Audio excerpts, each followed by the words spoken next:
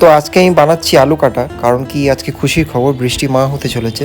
আর ওর খেতে ইচ্ছা করছিল বাইরের ফুচকা, টক জল এইসব, কিন্তু একজন ভালো স্বামী হিসাবে আমি তো ওকে বাইরের খাবারটা খেতে দিতে পারি না। তাই আমি ওকে বললাম যে আলু কাটাটা আমি পারি, তাই ভালো স্বামীর মতো ওকে বানিয়ে খাওয়ালাম।